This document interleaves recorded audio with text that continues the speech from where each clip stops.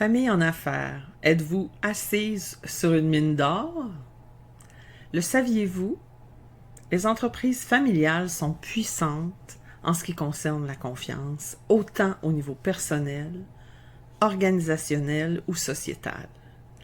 Il s'avère toutefois primordial de se doter des bons outils pour déployer ces types de confiance.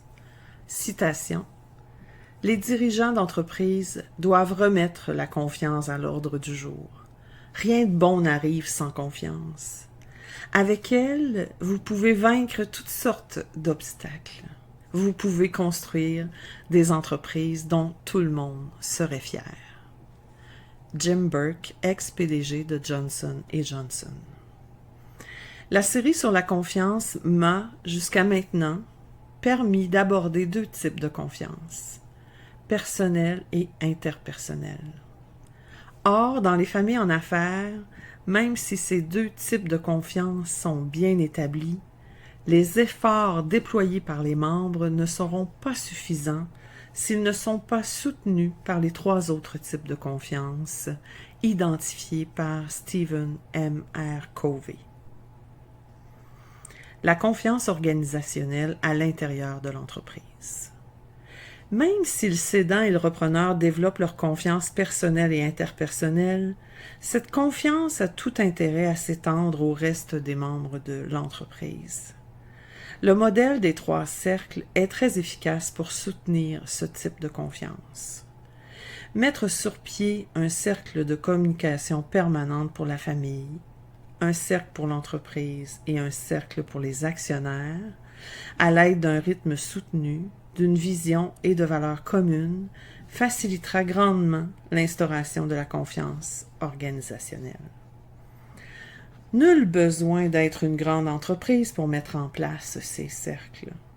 Chez Harmonie Intervention, nous utilisons cet outil et ça fait toute la différence.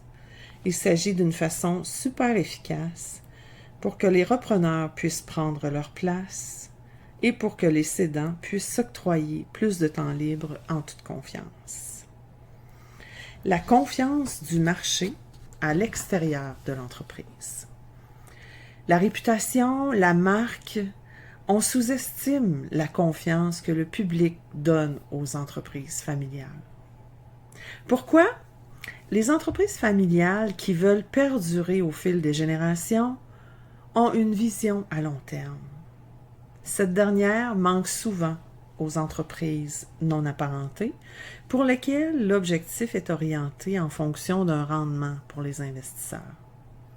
Les familles en affaires veulent un bon environnement de travail pour leurs familles et leurs employés. Ils savent que pour perdurer dans le temps, ça prend des clients satisfaits. On sent qu'ils sont attentifs à leur clientèle, ce que plusieurs entreprises oublient. Certaines entreprises ont tendance à oublier que le service ou le produit qu'ils offrent est justement fait pour les clients et que sans eux, ils ne servent à rien. Je trouve que les familles en affaires ont moins tendance à l'oublier. La confiance au niveau sociétal. Étant donné leur vision à long terme, les familles en affaires ont souvent une meilleure réputation sur la place publique. Elles sont impliquées dans leur communauté et sont souvent des philanthropes. Elles aiment contribuer à un monde meilleur, ce qui leur permettra, bien souvent, d'aller chercher la confiance de la société. Mon amour des familles en affaires. Je le sais, je suis vraiment vendue aux familles en affaires. Travailler en famille apporte souvent son lot de défis et de complexité, mais quand on se donne les bons outils pour y arriver, je crois que c'est un chemin super intéressant pour ceux qui choisissent le bonheur. Ce choix est loin d'être simple et facile. Choisir le bonheur demande justement de faire des choix qui sont souvent difficiles.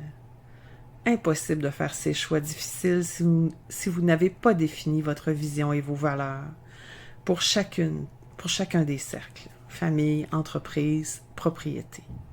Et surtout, si vous n'avez pas confiance en vous, aux autres, à votre organisation, au marché et à la société. Le prochain billet de blog sera le dernier de la série. Ce sera l'occasion de faire le bilan sur cette notion qu'on tient trop souvent pour acquis en affaires, la confiance.